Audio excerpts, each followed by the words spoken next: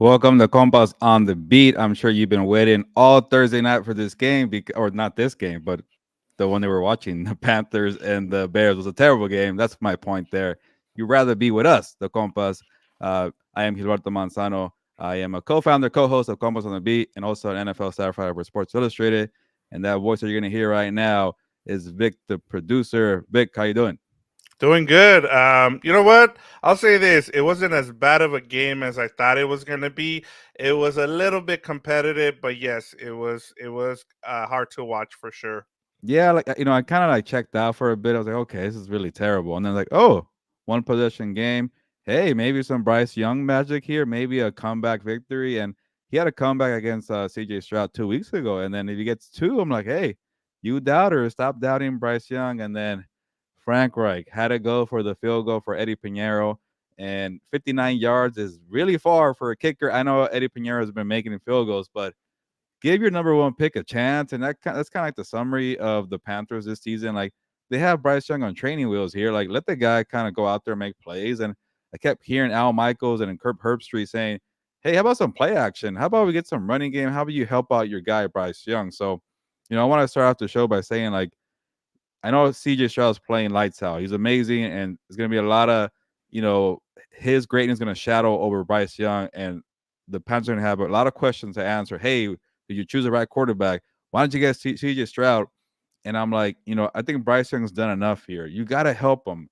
Yeah, he's not as big as CJ Stroud, and you got to make life easier for Bryce Young. And I think the Panthers knew that. They traded up number one, with the Bears, ironically, and I know they got Miles Sanders, they got Hayden Hurst, they got Adam Thielen, but these moves are not working, and the coaching has been kind of off for a very impressive coaching staff too. They got Thomas Brown, Josh McCown, and Frank Wright. So, it's strange that they're not making things work quicker, but this CJ Stroud storyline is not going away. And on the Bear side, uh, besides that last fourth quarter, Vic, I think Tyson Badgett was out playing Bryce Young, and that's not a good look there. And I know Bryce Young kind of picked it up at the end there, but you could have won this game. You could have been okay.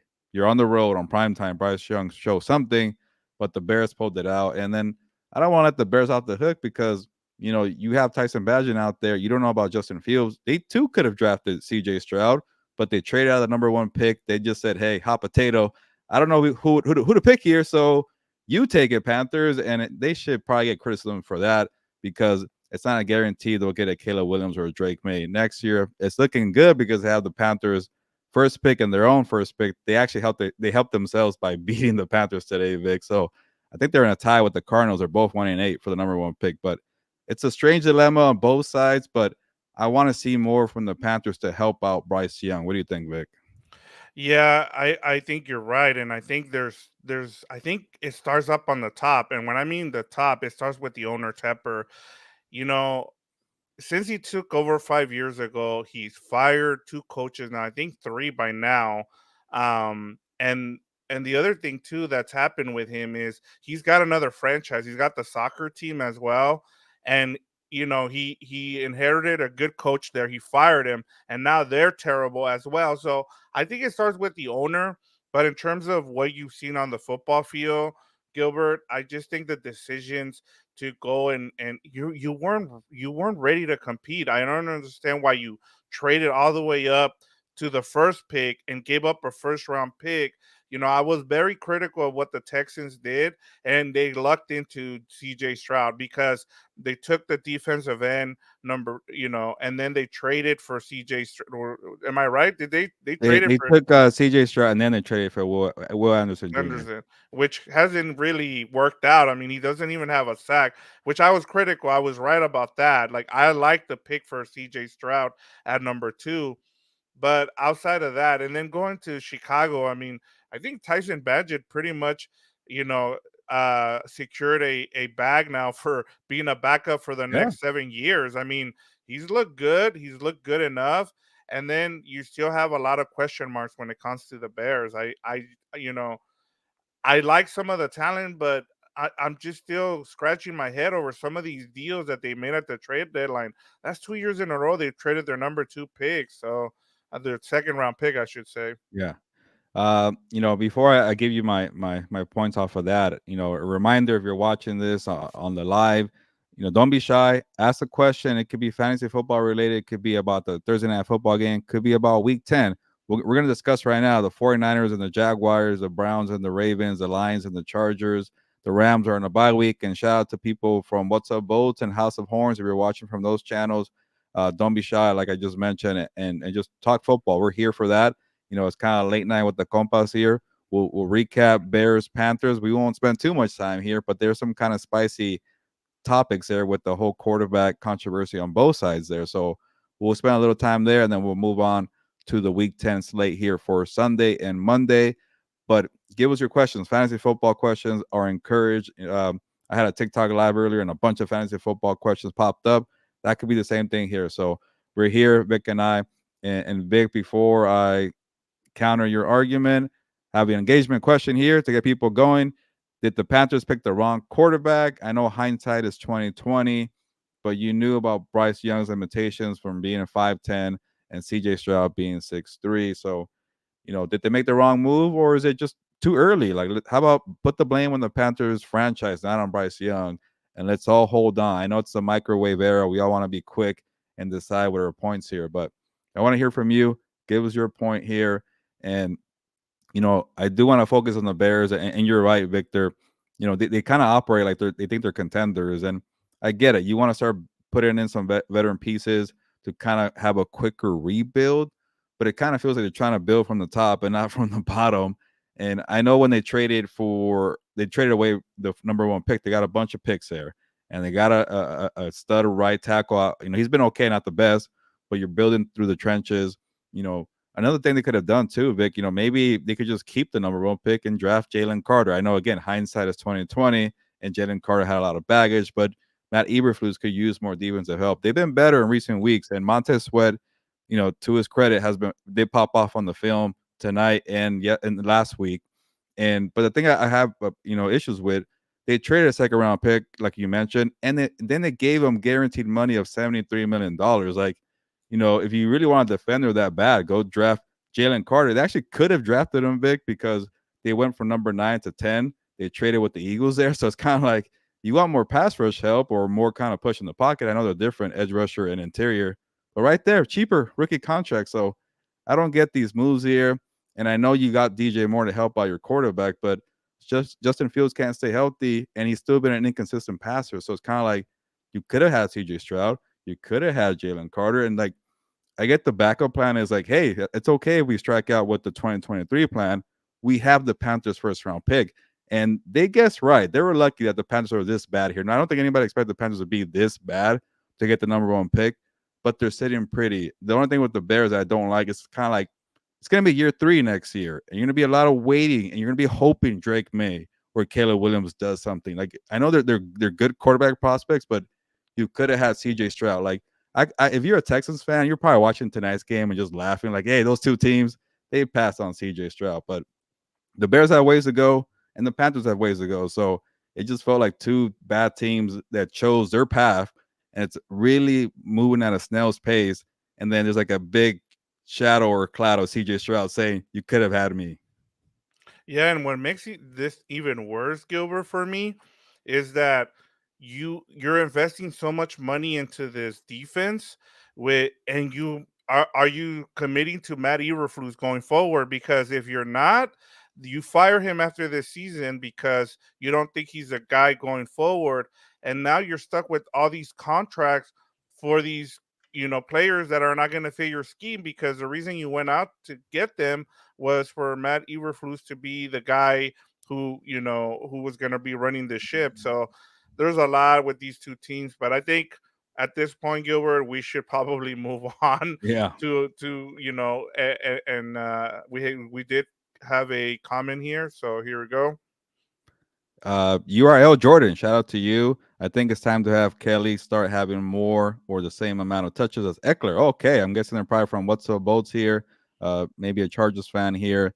And it's tough because I've been liking Austin Eckler's game lately. Like, he's been pretty vital for like all the injuries here. And when I see Eckler being shifty and breaking tackles and getting the extra burst, like that's when Eckler is healthy. But I get it. You got to have a better running game because when you have a quarterback who has an injured middle finger, no Josh Palmer, no Corey Lindsey, no Mike Williams, I think it's better to have a more balanced running game. And the other point to it too, URL Jordan, like if you add Joshua Kelly more into the offense, like as a running back, that allows you to use Austin Eckler more as a pass catcher, and he's so versatile that does help out. So I do like your point here, but it's a little frustrating that people have been waiting on Joshua Kelly for 4 years now. He was good at UCLA. It's year 4. He's about to be a free agent. He's had flashes, but you want to see more from the kid. But it is more on the coaches' side to give him more touches. So I'm not mad at this take here. What do you think, Vic? Yeah, no, I was. You went right where I was going to talk about when it came to Eckler. I actually, one of the things I've enjoyed the last couple of weeks watching him is them putting him out wide, like putting him in the slot and running a little bit more routes for him and letting him catch the ball out of the backfield. And I think you run Kelly between the tackles, and then when you get down to the red zone, you run Eckler because you know he has a nose for the end zone. So I actually I'm with you. You brought up a great point there with Eckler catching more passes out of the backfield.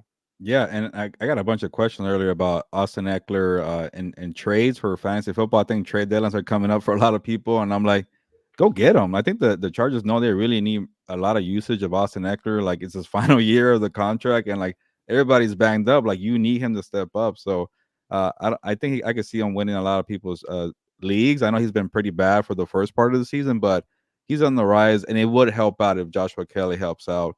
And but that's a good question though, URL Jordan. I appreciate the question, and we would love to see more questions like that from anybody watching or listening here. So, or even on the replay, if you catch the replay and comment, we will always, check out the comments and respond. But that's a good one to get us going here. But Vic, you're correct. I think you said let's move on because I am ready for the NFL week 10 game of the week. All right, let's go with our headline game of the week, and it's the 49ers and Jaguars. We have the 49ers who, these teams come in, on opposite directions. You have the 49ers who've lost 3 in a row, and then you have the Jaguars who've won 5 in a row.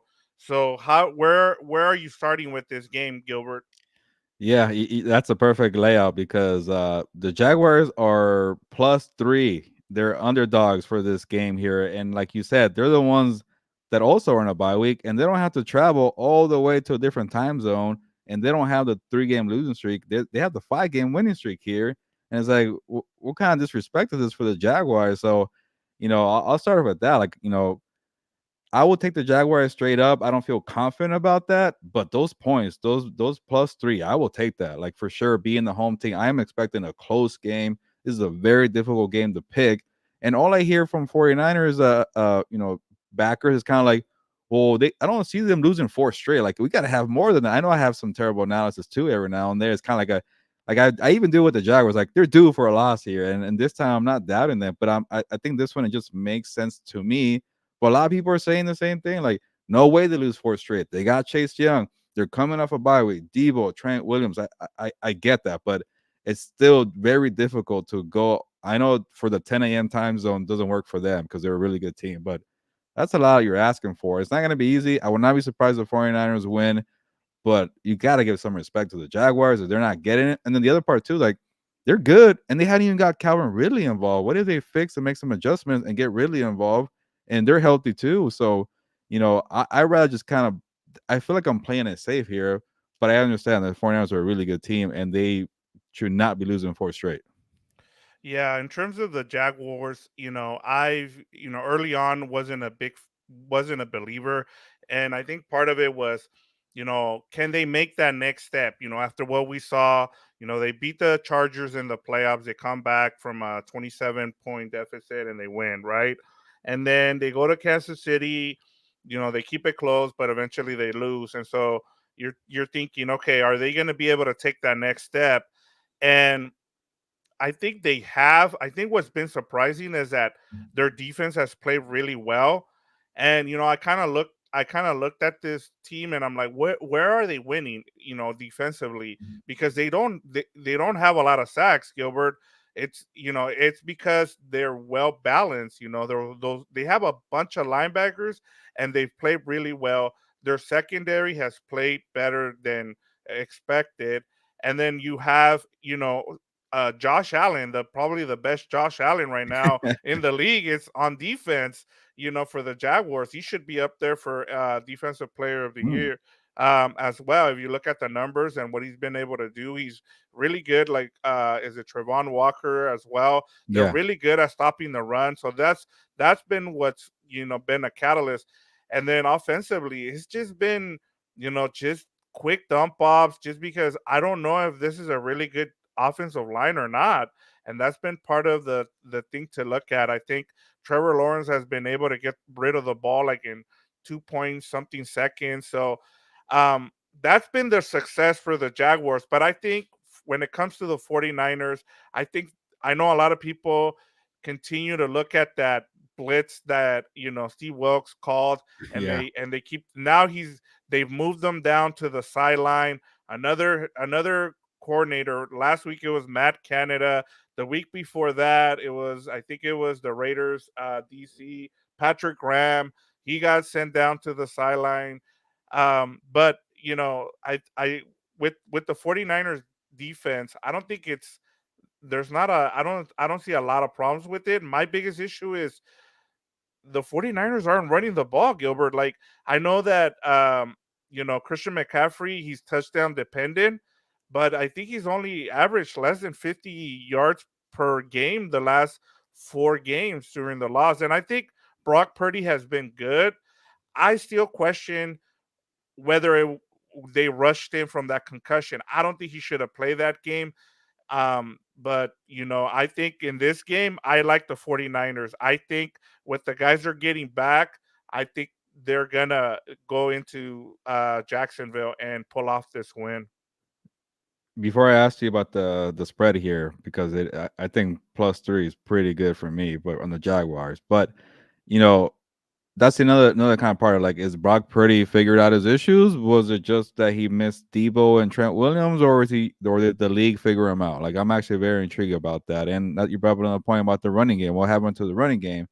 I think I really gonna focus on where I feel like this my pick could go wrong if the 49ers pass rush finally wakes up. This Jaguars offensive line has not been the best. Like you mentioned, they're getting the ball out quickly, and that hasn't allowed Trevor Lawrence to go downfield. But I like ETN. I like Evan Ingram. They know they have guys to move the chains. Like, unlike the Dolphins, they don't have people like that. The Jaguars do. Now, if they don't get any pressure, and they better, they just got Chase Young. They traded for Chase Young. You got so many stars on that defensive front. I don't understand why they're not doing it before Chase Young. But if they do get time for Trevor Lawrence, he could pick apart that secondary. That secondary has been a big disappointment this season. Kirk Cousins, Joe Burrow, and now they have to face Trevor Lawrence. So that's my biggest concern for me is the pass rush. If they get it, it could be a long day. But they do have the counter with the ETN dump offs, the Evan Ingram to move the chains. But they have Christian Kirk. I will see about Zay Jones. He hasn't played most of the year, and then Calvin Ridley down the field. So they're a versatile team. I like them. But Vic, do you feel like the Chargers, the 49ers could cover? Yeah, I like the 49ers to cover.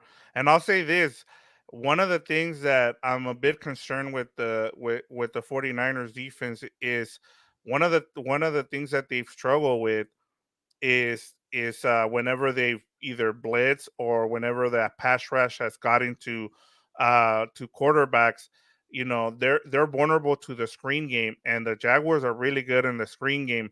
Now, one of the ways too that where I don't like this matchup for the Jaguars is the last 3 teams that have beaten the 49ers, they've been able to run the ball in between the tackles, and that's kind of how you attack this defense.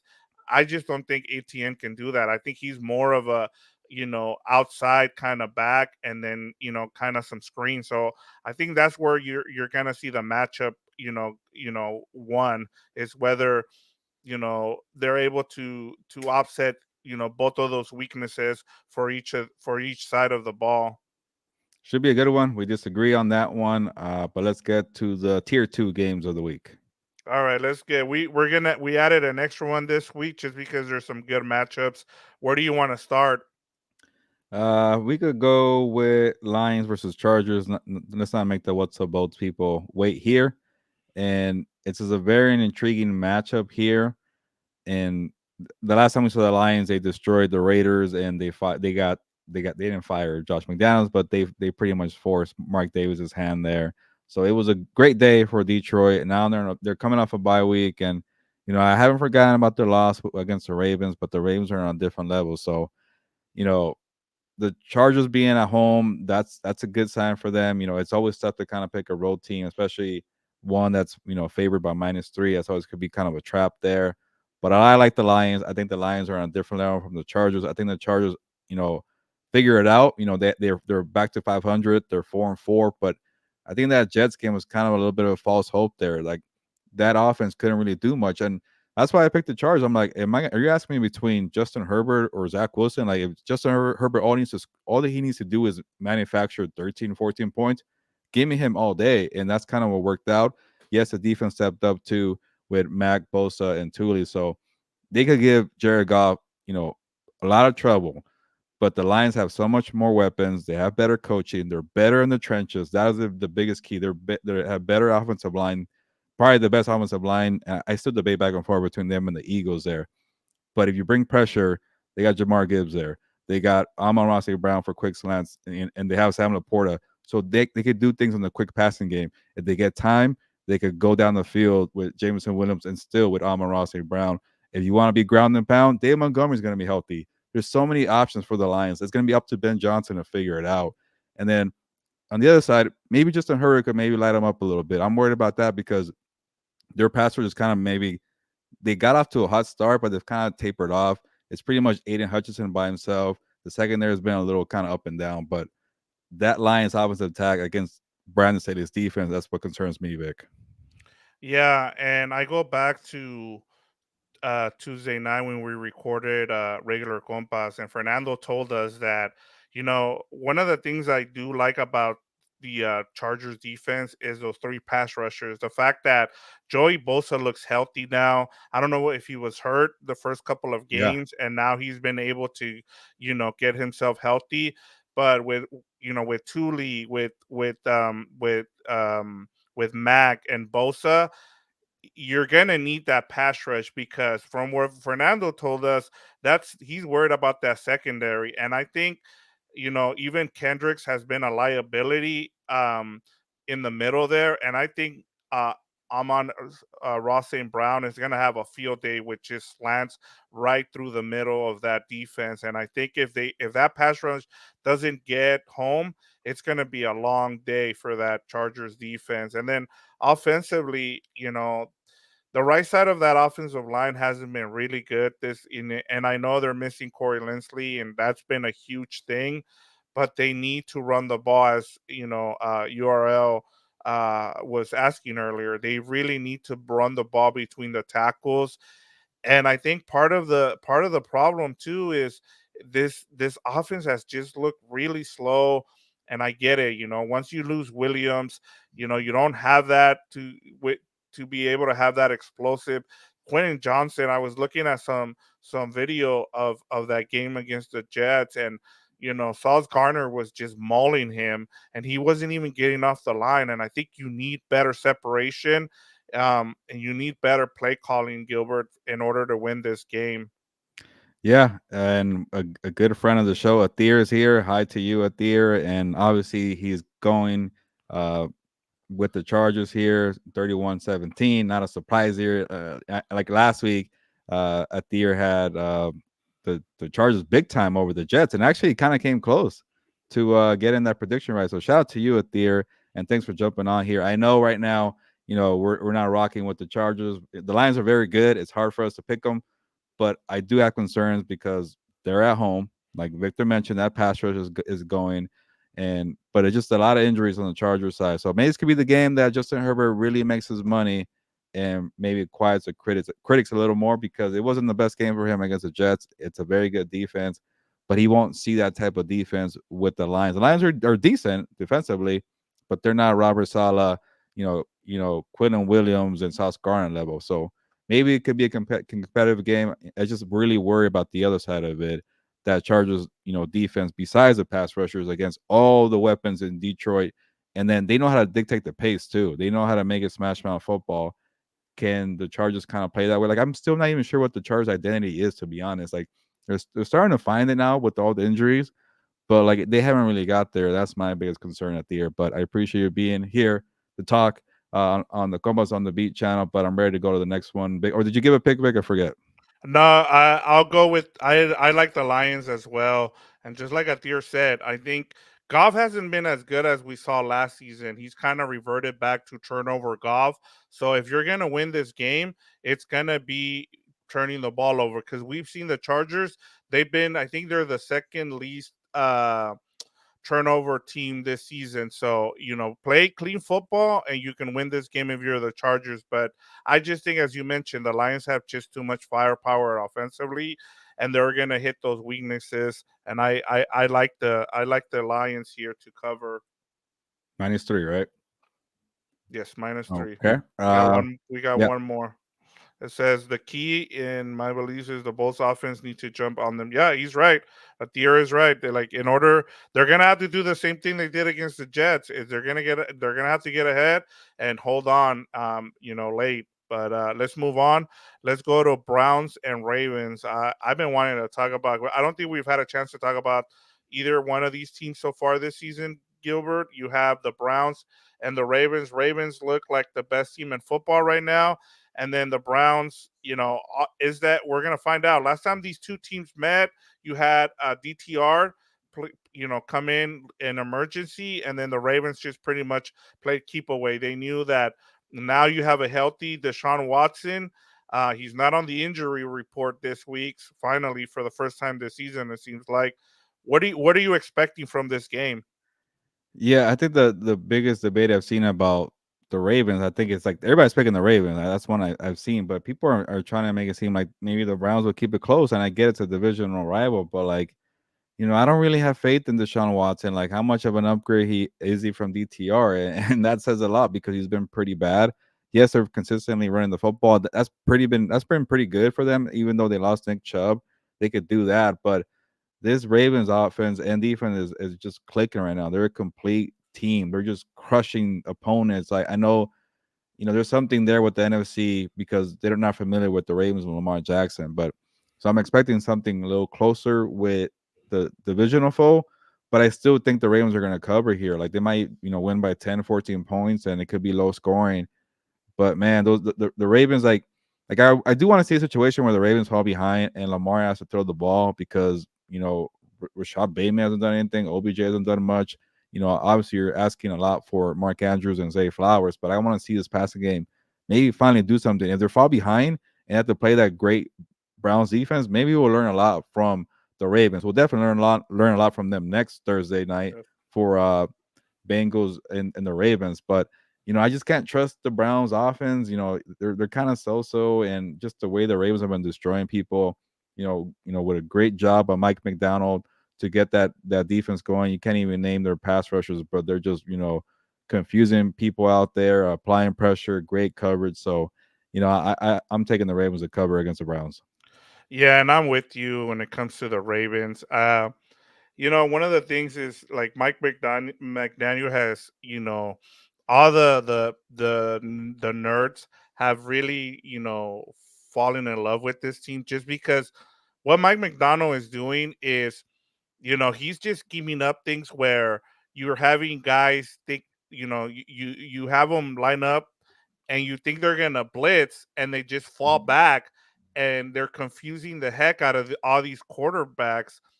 And so that's, you have guys like Kyle Benoit, who has come in and just, again, we saw the impact he had with the Chargers last season, and now he's doing it here with the Ravens. And as you talked about, I think that trade last season, Gilbert, was huge. Having Trey, what's his name? Roquan Why am I? Smith. Huh? Roquan Smith. Roquan Smith, yeah, traded from the Bears to the Ravens. It was a perfect fit for Mike McDonald's defense. And then I want to see more from this Browns defense. I understand that they did a great job against the 49ers, but we've seen them, they were in a shootout with the Colts, and then, the Seahawks were able to move the ball on them, and I think the same thing's going to happen here with the Ravens. And I'm with you. I'm already looking forward to. I just hope the Ravens aren't looking ahead to that Bengals Yeah. game. And the same thing with the Bengals, as we'll talk about with the Texans. I hope they're not looking, they're not looking ahead to that game. But as to a tier here, it says the best team in the AFC is not even close as the Ravens are badass. Fernando hate me, laugh out loud. And yeah, like I'm with you right now. They're the best team in the AFC, and like I understand that Fernando and Danny Dago are not sold on them, but just from what I've seen on both sides, even special teams, I don't know how you beat this team. It's kind of like, and I'll get to the next comment where he's saying with a tier saying, "I'm calling it now, Battle of the Birds, Super Bowl Eagles and Ravens," and those are the two teams where it's kind of hard right now the way they're playing to see a team beating them, Gilbert.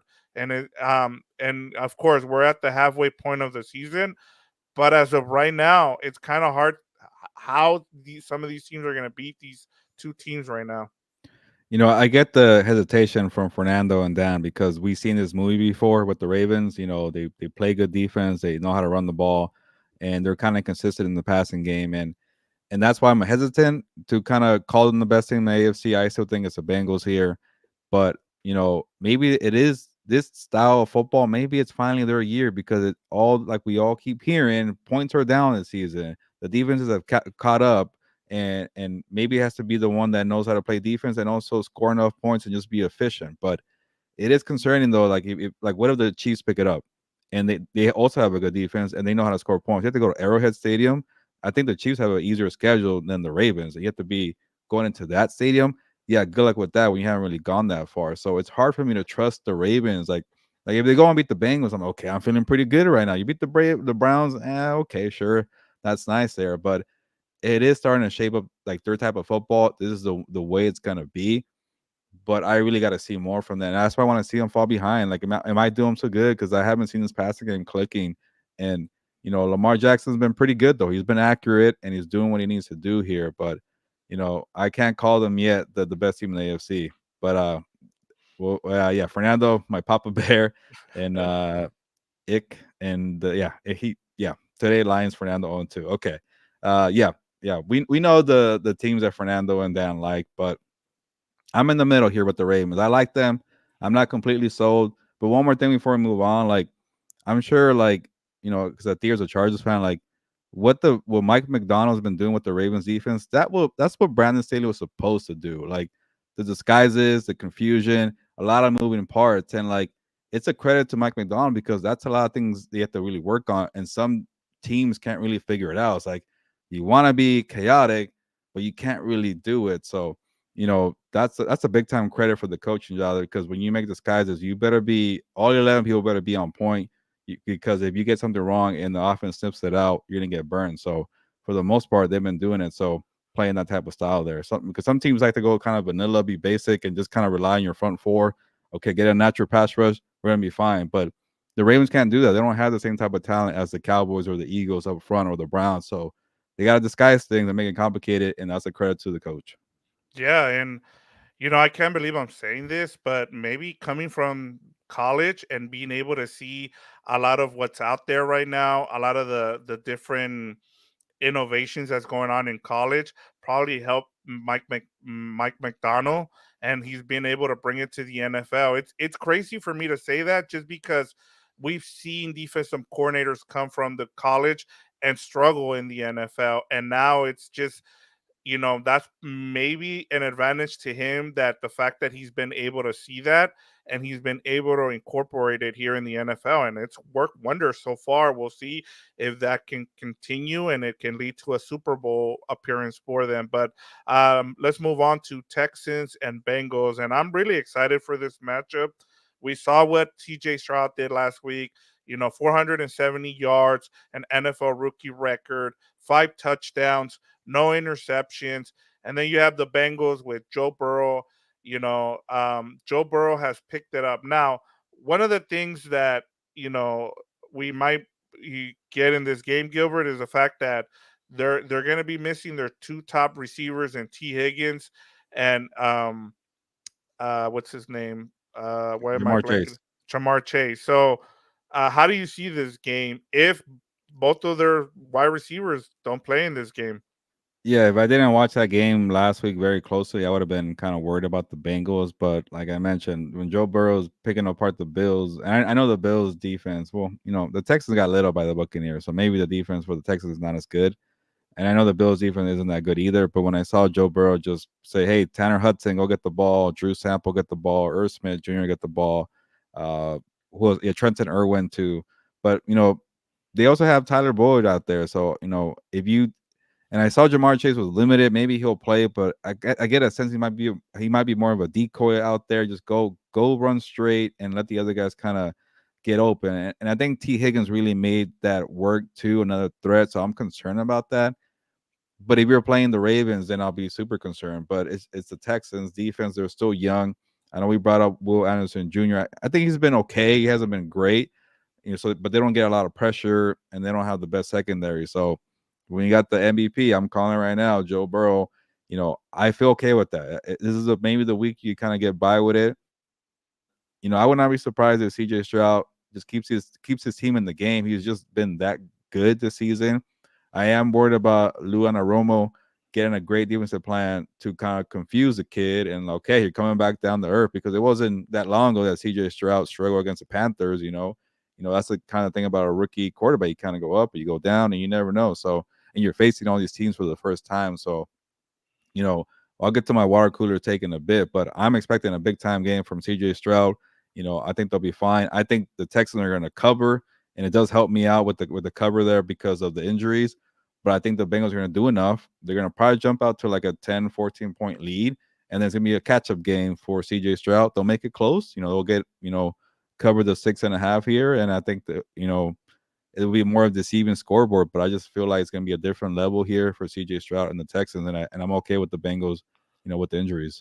Yeah, one of the things that I've been really impressed with this team in the Texans is that they've been able to bring over the principles from the Shanahan offense, and I thought about this today, Gilbert.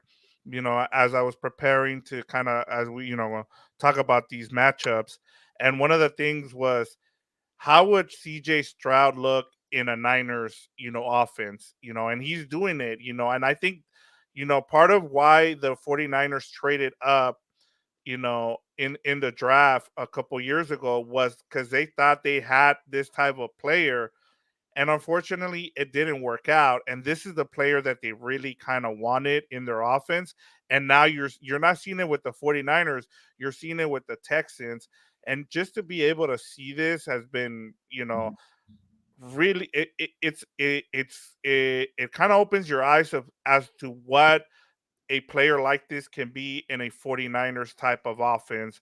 And he's taken full advantage of it. And I think that's why CJ Stroud has been able to drive in. And, you got, I think Nico Collins has kind of been a forgotten man this season, like in the past. And I think he's finally getting his shine. You got Tank Dell, the little guy playing outside, and he's been able to play really well. And so there's talent. Schultz as well. He's been coming on lately, but I think defensively they just don't have the horses as you talked about.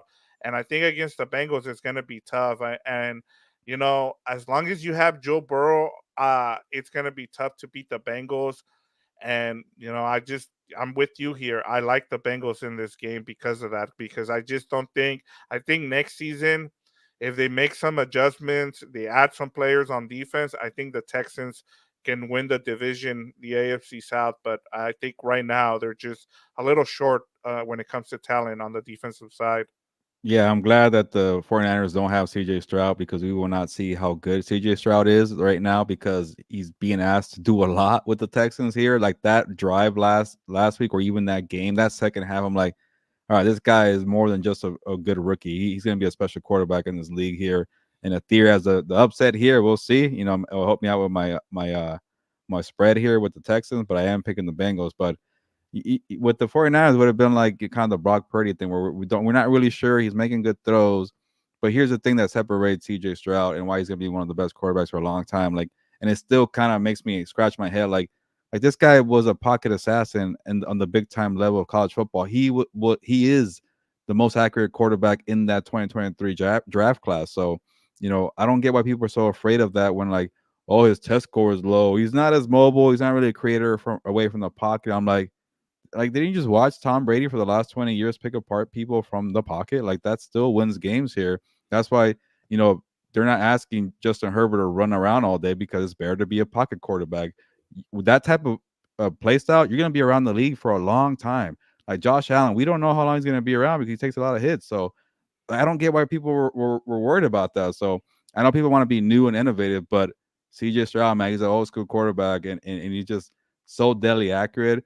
But Big Mike, laptop's about to die, so I'm gonna plug it in. But go ahead and take it away. Yeah, no, and I think for me, I think part of the thing that I love about CJ Stroud, and I said it, I was on Compas before the draft, and I really liked him. Like I even said, look, if I'm the Raiders, I'm trading up to go and get CJ Stroud. Seeing him in that game against that Georgia defense sold me on it. I one of the pushbacks that I got from people was that, hey, he doesn't make a lot of, as you talked about, he doesn't make a lot of plays outside the pocket. You don't see that burst with him. His playmaking ability isn't there because he didn't do it for most of the season. And maybe the for me it was like, look, maybe the reason he didn't do it in during the season at Ohio State during that season was because he wasn't being asked to. And now as a pro, they're asking him to do more, and now you're able to see it. So I think for me, this is a good segue for us, Gilbert, because we can get to our water cooler storyline of the week, and it has to do with CJ Stroud. Yeah, for me, I'm expecting, like, I know Athira's going with the upset here, but I think CJ Stroud's gonna have a great game where he's gonna try to rally the Texans. It's gonna be like, okay, he's gonna have another 300 yards here, 3 or 4 touchdowns, and it's like, okay, maybe we should start talking about CJ Stroud for MVP. Like, he's doing so much. But let me read the comment here. The Panthers, worst franchise in the NFL. How do you pass up on this kid like the Dolphins pass on Herbert? Yeah, they might have to remember this for a long time. I'm not ready to count out Bryce Young, but the bar is set too high that maybe, maybe it could be like where Bryce Young is a top 15 quarterback for a long time, and then CJ Stroud's a top 5 quarterback for a long time. So that's gonna be So, a crappy feeling right there. But I think it might be time to give him some MVP consideration. I don't think he should win it right now. I know it's still early, a lot of football left, but like, this guy has only one interception in the NFL as a rookie. Like, he's leading the yep, league and the lowest interception. Like, that's insane to me. Again, that goes back to his accuracy, what his preparation, what he's reading with the coverages, not forcing anything. Like, he's playing so smooth and composed out there, and so confident. So I can't wait to see him against Joe Burrow, the best quarterback in the league. I already think he's better than Mahomes right now. So, because Mahomes has been struggling, but that's a big matchup. A lot of eyes. I know it's not a primetime game, but like, I want to see what Stroud does. And Vic, before you know, I'll let you take it away here. But it's funny. People were talking about, hey, where does CJ Stroud right now rank as among top quarterbacks? I know we had this conversation with Brock Purdy, and people were saying, well, if you consider the injuries right now, no Kirk Cousins, no Aaron Rodgers, no Matthew Stafford, he's top 10. I'm like, crap, I should have said that for Brock Purdy, like the injuries, because if you really think about it, like, a lot of injuries are occurring, and a lot of quarterbacks are kind of having down seasons. Like, it's not really a lot of good quarterbacks. That's why you can't pick an MVP. And I'm like, I should have said that instead of making myself look bad. Brock Purdy top 7, but that's kind of the point there. Is like, it's kind of a new era of quarterbacks. A lot of injuries are occurring. Points are down, but there's that one bright spot on CJ Stroud. And I don't want to get caught up in saying, again, he's a top 10 quarterback, but it's going to be no hesitation at the end of the season. But right now, I won't do that to the kid. But people are already saying he's, top 8, top 10. And they're trying to have that kind of the safety net saying, well, there's a lot of injuries right now. Right now, today's football, people are saying he's top 10. yeah, and I mean, look how many rookie quarterbacks are starting in the league right now. To your point, I mean that, you know that that's why he probably is a top 10 quarterback right now if you go down the list. But as to what you're saying that the storyline's going to be on Monday. I asked you guys for a rapid fire. We kind of went over CJ Stroud's rookie season and where does it compare to the for you guys, and you guys said Herbert, and you guys said uh RG3. RG3. And I think that that's part of why you say that is because, and I even said I was gonna ask you guys, there is some MVP talk out there, and I think if he beats as our guy here, a tier has said that it's going to be an upset special with the Texans. I think you're going to start seeing some MVP considerations. As you laid it out, the stats are there. And if the Jaguars lose to the 49ers, I think they would be within 1 or 2 games of the division. So yeah, that is, that I can see this happening, and I think he will be in the top 5 when, in the MVP balloting when it comes to the end of the season, Gilbert. Okay. I got one more for you for the water cooler storyline. I'll be quick here because we're kind of falling behind here. But people are gonna fall into a trap because it's actually a tough game to pick, and then I was like, I'm sure the Falcons are real big on the spread here, but I think it's like a pick'em game. It's like Yeah, the because the Falcons, game is the game is in Arizona. Arizona, Kyler Murray's back, probably James Conner too, and the Falcons are just the Falcons. You can't trust that team. So I'm like, wow, okay, all of a sudden the Cardinals are back. So, I wouldn't be surprised if the Cardinals win this game here, but you know, I'm gonna pick the Falcons just because I think the Cardinals have been so bad in the last month. Like they've been really terrible. And I'm like, okay, you had Kyler Murray and James Conner. Sure, that increased your odds here, but I'll go with the team that's kind of been consistent. It's like, they win some, they lose some. So I'll go with the Falcons. But say I'm wrong here. If the Cardinals do well, you might hear people saying keep Kyler Murray, and I'm like, I don't know. You got to see a little more here because the Cardinals might have the first pick, but if they win and beat the Falcons, they're hurting their chances because then the Bears/Panthers will get the number one pick. Yeah, no, I think you're right. I think when it comes to the Cardinals keeping Kyler Murray, I think they will. I think you brought it up, that he's been kind of, buddy buddy with the coach and the GM, and he's been able to stay in their good graces. And I think if he does play well, there's no reason for them to move on because they're tied to him for, all the money that they're paying, unfortunately. And it makes no sense. Like, unless someone comes to you this offseason and blows you away with some kind of offer, it's going to be hard for them to move on from Kyler. I think you can start getting him some weapons. You can build this team, the way you want to, and help him kind of stay healthy by, running the ball a little more, getting him some more better protection. So I like this. I do think, and I like the Cardinals in this game. They're at home. They've been playing scrappy. We saw what they did with Joshua Dobbs. Now they have Kyler Murray, who's probably a top 10 quarterback. And so, Just start showing up. yeah. So there you go. And There we go. A and one more tier. thing, like if like before I respond to that theory here, like the best case scenario for the Cardinals would be if Kyler Murray plays well, like he looks good, but they keep losing, get the number one pick, and like, hey, we got traded value for Kyler. Who wants him? Come take this big old contract. He can still play, but we're going for Caleb Williams or Drake May. That's probably the best scenario here. But a tier, your top 3 games here are 49ers, Jaguars, good one. Obviously, Detroit Chargers and Houston, Cincinnati. I think we're all in agreement there. I know some people are really excited for Browns, Ravens, but I think these might be the 3 games right Yeah, here. he's right on. I think those are the ones that I think we all want to watch.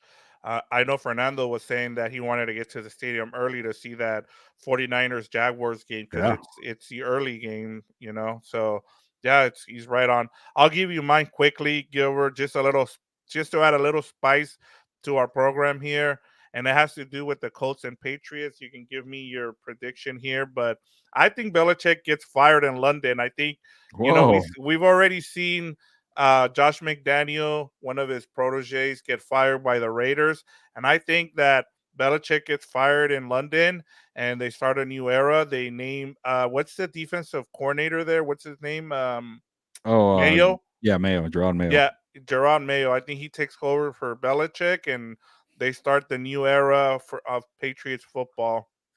Yeah, that'd be a spicy one. Like I think one of the dilemma from coming out of the I guess the people who cover the Patriots kind of like, well, Robert Kraft doesn't want to fire Bill Belichick. Kind of look bad on him to do that to a legend. And then Bill's probably like, yeah, fire me so I could be free to get out of here because you saw what happened with Sean Payton. We're like, well, he was still under contract. then you have Yep. to give up a first round pick. And maybe Robert Kraft wants that, get a first round pick and not fire the guy. But then if Bill Belichick's going to that team, it's kind of like, well, I want that first round pick on the new team I'm going to. So it's a lot of like clashes, going on here with these two sides. But maybe Robert Kraft's like, I don't care about these games. Like, you could go get out of here. It's been terrible. And yeah, maybe it could happen in London. But I think the Colts are -2 here. I been very disappointed with the Colts defense. Like, you would think they'll be better. They've been really struggling. Obviously, they played the Panthers last week, so that makes them look better. But they got lit up by Derek Carr not too long ago. They got lit up by the Browns. Yeah, not the Oh, best it's in there. So, Germany. My bad. It's in Germany. The game. I just realized oh yeah, that. yeah, it But is in Germany. Sorry, I forgot about that. And then how funny would it be if you know, if the Chiefs and the Chiefs and the Dolphins have like a low scoring game, but the Patriots and the Colts get into this fun, exciting shootout in Germany. So we'll see about that. But give me the Colts to cover -2. I can't trust anything the Patriots are doing. yeah, and this is I'll give you mine because it has to do with our next segment, which is our betting lock. So I'll wait there, and I'll give you my. Here, I'm just fixing this up here for our. Not that it matters, but there we go. He'll get fired in Germany. All right, let's get to our betting locks. I know we're running a Maybe little you're late. thinking like a layover, like from Germany to London, then you get Yeah, fired there, and then yeah, okay, go maybe find your way maybe that home. happens. They drop them off in they drop them off in London. And Atir, we'll get to your question. He has got a question for you, but let's get to our betting locks real quick here. Last week, let's see what how you did. Last week, Gilbert, you hit on two of your picks. You missed out on Seahawks +6, Texans by half by half a point, two and a Man, half. You had the Bengals at -2. You hit that one, and then you missed on Dolphins and Chiefs 50 and a half over. And then you got Bills and Bengals 48.5 under. And then last week, I missed. Man, I keep getting killed by these backdoor covers, Gilbert. My five was the Bears and the Saints +8.5. I missed it by 1.5. I had the Rams -3, missed out on that. But then I hit the rest of them. I Chargers. I mean Chargers and Jets 39.5 under. I hit that. I had Jahan Dotson 41.5 receiving yards. The over. I hit that. I think he ended up with like 60 something yards. And then I hit the Raiders -1.5. So our standings now. You have 27 points and I have 22. So I'll start off. Go no no. Go ahead and start us off, Gilbert. yeah. Finally, the first week where like somebody's not dominating the other person, so it's kind Yeah. of close. But you won that one for last week. But for me, yeah, I got really burned by the freaking Seahawks, man. They got crushed by Yep. the Ravens. Yep. But I have faith in the Texans to cover, like I mentioned, +6.5 versus the Bengals, and the Bengals are hurting at wide receiver, so they're my number 5, so 5 point right there. And then for the 4, like I mentioned earlier, give me those Jaguars +3 versus the 49ers, and then I'm a little worried about this one because they're a road team here with the -3. So, but give me the Lions -3 over the Chargers. That's my number 3. And then for number 2, I have a total Saints versus Vikings 40.5 over.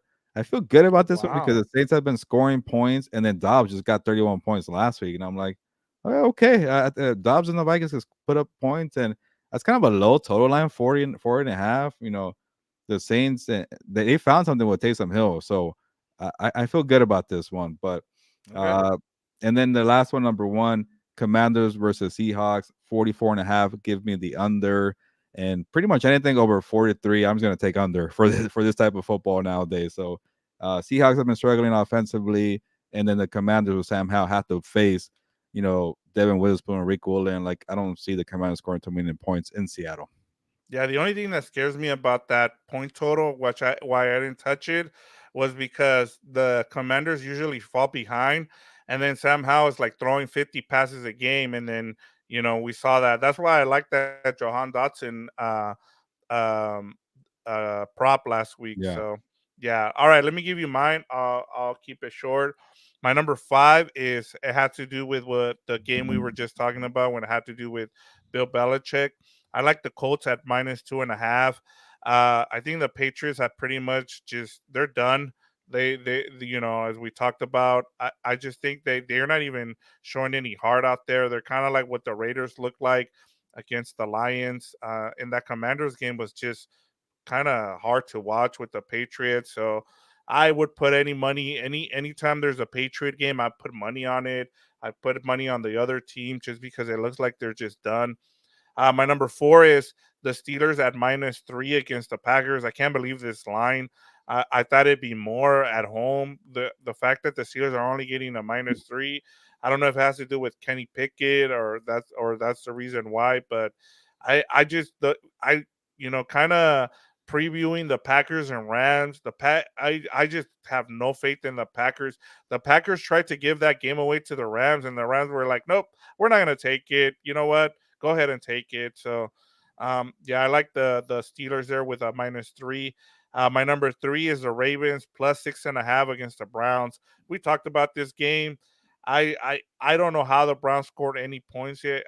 My only concern is, for the Browns is that defense. Will it hold up against a really good Ravens offense? I just don't see it. My number two, one of the things I've looked at a lot is the Jets. The Jets defense is really good. So I didn't know where to go with this Raiders Jets game. So I've been picking the under a lot with the Jets. So I'm going 36.5 on the under. And then my prop of the week has to do with going back to that Steelers game and Deontay Johnson. Since Deontay Johnson returned, he's hit every prop on the receiving yards. Uh, and I think he does it for a fourth straight game. The right now it's at 60.5 receiving yards. I'd like for him to hit that for a fourth straight game. Yeah, I just picked up Deontay Johnson in fantasy football. I'm desperate for a win. I've been liking Deontay Johnson too. I am scared of Kenny Pickett though, but I could tell that Kenny Pickett prefers the safety net of Deontay Johnson. Like George Pickens is more kind of like a boom or bust kind of play.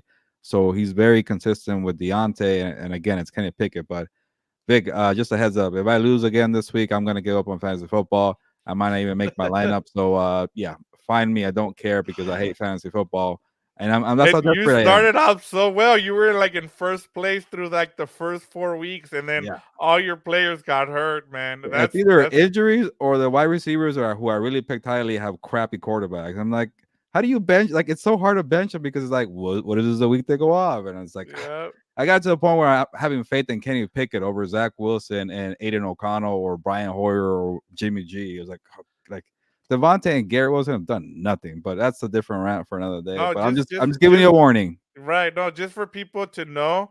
Also, the other thing I've noticed about our league, Gilbert, is if you end up with the number one pick, it's cursed because it seems like every person who's had the number one pick has gotten their player hurt, whether it was last year with Jonathan Taylor.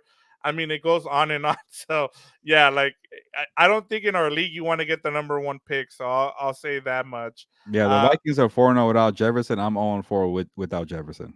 Wow, that's crazy. Yeah, you were you got off to a fast start. I think you were like 7-1 because we're Yeah. doing the median in our league. So that's crazy. I think I saw you had lost like 8 or 10 in a Yeah, I row. don't even win the medium too. That's how bad my Yeah, scoring is. Yeah. yeah. But All okay, right. what All we right, got let's next? get to quick dump offs. Don't worry.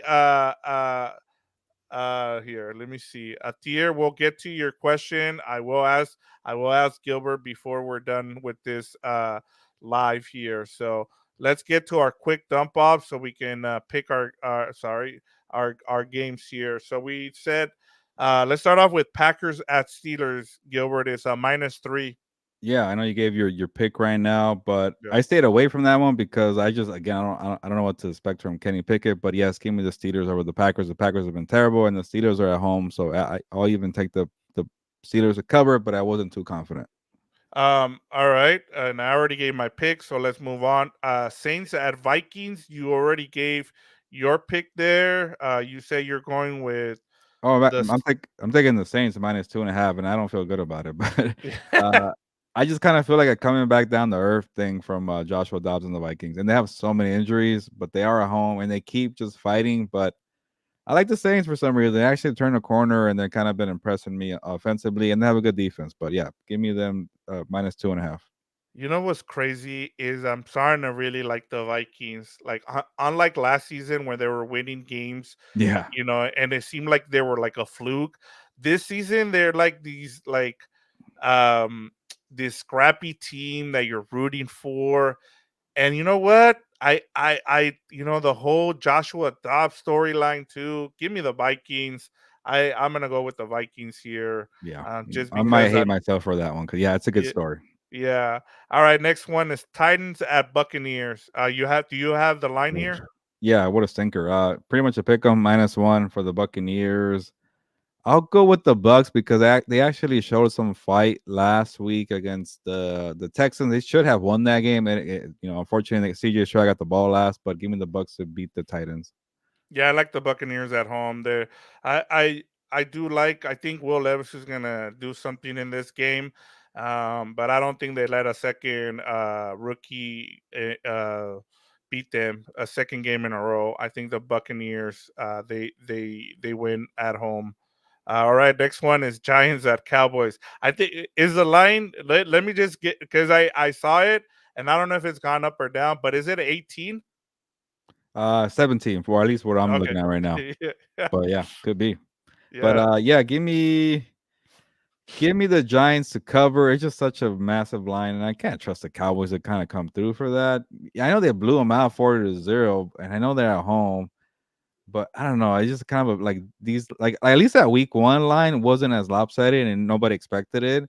But when you see 17, it's like it's gonna be difficult. So give me the Giants, but the Cowboys will win. No, I like the Cowboys to cover here. The Wow. Cowboys are so much better at home. I forget what their point difference is at home, but it's huge, Gilbert. Like especially after what I saw them do to the Rams. I like the Yeah. Cowboys and I think they've won. I'll check again, but I'm pretty sure they've won like something like 12 or 14 11 games in a row, 11 at at home. home. So yeah, I like the Cowboys to cover here. All right, Commanders at Seahawks. Did you give that one already? I did the total, but Oh, yeah, Commanders are plus 6.5, so -6.5 for the Seahawks. I'll go Commanders to cover because, like you mentioned, Vic, yes. they tend to show fight. Like they'll lose and then fall behind, but they fight. And give me the Seahawks to win the game though. But Commanders to cover. Yeah, I'm with you. Same thing. Just everything you just pointed out. Same. All right, we got Sunday Night Football, Jets at Raiders. Oh man! By the way, like that, you're kind of going gutsy going with under a 36.5. That's really low, and that kind of tells you everything about these offenses. And I have Devontae and Garrett Wilson. That's why that's a 36.5 total there. But give me the Raiders. It's a pick on -1. They're at home. They're feeling good about Antonio Pierce. Max Crosby's been balling out. I don't feel good about the offense, but do you feel good about the Zach Wilson offense? No, nobody does. So give me the Raiders. Yeah, this is going to be an ugly game. You have a really good Jets defense going up against a rookie quarterback. And Oh, I think the difference here, Gilbert, is going to be the ability of the Raiders to run the ball. They started running a little bit more more zone block running game. And so they've been able to find something which is what he liked. He even was telling the offensive coordinator, "Hey, this is what's worked last season. I want to go back to that." And I think it's gonna the Raiders win it. I think it's gonna be something like 13-10, Gilbert. yeah. I'm with the Raiders, but yeah, we have one more, and it kind of says a lot that the last two for dump balls are primetime games. Like that's a terrible primetime schedule. But Broncos at Bills, -7.5 for the Bills. I am not trusting the Bills to cover that right now. Bills win the game, but I think the Broncos will cover. Give me the +7.5 for Denver. Yeah, the Bills don't do well against good teams. I like the I and when they play bad teams, they take advantage of it. Even with in that Buccaneers game, you're right. Man, but it's kind of hard to pick this game just because of I'm going with the Bills, but I'm saying like, do the Broncos have any fight in them on the road? I don't think so. I Mm. like the Bills here, and I like them to cover. All right, Oh, Gilbert. I know we gotta go, but we have one. I gotta get to this because I promised a tier that I would. He has a question for you. It says, Do you see the Chargers playing the Super Bowl in the future with Herbert under Telasco? I don't. What is it? I don't know your answer, please. Yeah, Thea, put him in the spot before we leave here. And I'll just be quick. I don't see it because Tom Telesco's been around for 11 years, zero AFC West titles, and they're 4-4 right now. And it's like I don't think they're even a Super Bowl contender right now. So maybe they'll make the playoffs, and you never know what could happen when you make the dance here. But yeah, I just don't see it, and that's because of 11 years of like being pretty average, and we'll see what happens. I'm not even sure they have the right coach either. So I know you're a big Chargers fan and you want a better answer, but at least you have Justin Herbert for the next 10 years, and you never know what could happen in the next 10 years. Yeah, and I think what really hurts is seeing what's Jordan Addison and Say Flowers are doing when you had a chance to draft them and you passed on them because you wanted a bigger receiver there in Quentin Johnson, and then you just see Sauce Garner mauling him. It's a bad look for Telesco, and I'm with you. I think if they do get to the Super Bowl, it'll be with a different GM. He's got one more thing here before we go. He said Chargers +3, lock that. Sorry, Gilbert. So there you go. Well, I don't. It's okay. You're a Chargers fan, so I'm not too mad at it. I expected that. If you went the other way, I'll be surprised at you. You're a very positive person, but you were right about the Chargers crushing the Jets. I thought it would be a close game, and be like a low scoring, ugly close game. But you had a blowout, and that's what occurred. So shout out to you, and I appreciate you jumping on here for the Looking Ahead show. I know it's a little later, and people are not eager to talk football after Panthers and the Bears. So we appreciate you holding it down here, and also on the Monday show with Fernando. Again, we'll be back for the Monday show, uh, the live with Fernando. But a quick note, we probably should have said this at the beginning, but we won't have a Looking Ahead show next week, next Thursday night, because the guy right here, the voice you hear, Victor Javier Corona, is going to get married in Oklahoma. I'm going to be in Oklahoma for the wedding. So, yeah, no show next Thursday. I am sorry about that, but we'll try to make it work the week after that because then it's Thanksgiving. So it's kind of messing up our schedule here, but we'll figure it out. It'll be difficult to kind of go away for 2 weeks. So we'll try to make it work. Definitely no show next week, and we'll figure it out for the week after that. But appreciate the support, the engagements here. Athir, shout out to you. URL Jordan had a great question to start off the show. But yeah, good stuff here. What do you think, Vic? Yeah, no, that was we got through all the games here. Week 10. I can't believe we're at week 10, Gilbert. It's we have thank you, Atier. Yes. we've been trying to plan for a couple years now. We finally made it through. Unfortunately it's during the middle of the football season. But when your future wife wants to get married in November, you gotta oblige. So I'm happy. So thank you, Atier. But in terms of going back to NFL Week 10, Gilbert, I can't believe we're at Week 10. As I said before, Yeah. we have some great matchups. As Atier even said, we got Lions, Chargers, Texans, Bengals. 49ers, Jaguars. We got there's the the the primetime games are not sexy, but we're gonna have a lot to watch, and I'm actually looking forward to the live on Monday because you and Fernando are gonna have a lot to talk about, and I'm sure at least three of these games are gonna be something that you guys will be talking about. Yeah, I can't wait, and that means once I get through the Sunday, it's pretty much on the Oklahoma week for me. I'm sure you've been thinking about Oklahoma. Well, you've been to Oklahoma a lot lately, but you've been thinking about the Yes. wedding week. But it's gonna start feeling like it's gonna be like legit next week. So one more Sunday, get through it, week 10, and then yeah, we'll get through that quick short week to Oklahoma. But again, shout out to everybody for watching. You're watching the replay. Ask a question if you want. We'll get to it in the comments. And again, thank you, Athir, for jumping on and saying congrats to Vic. But on that note, ya nos vamos. Pues, vámonos.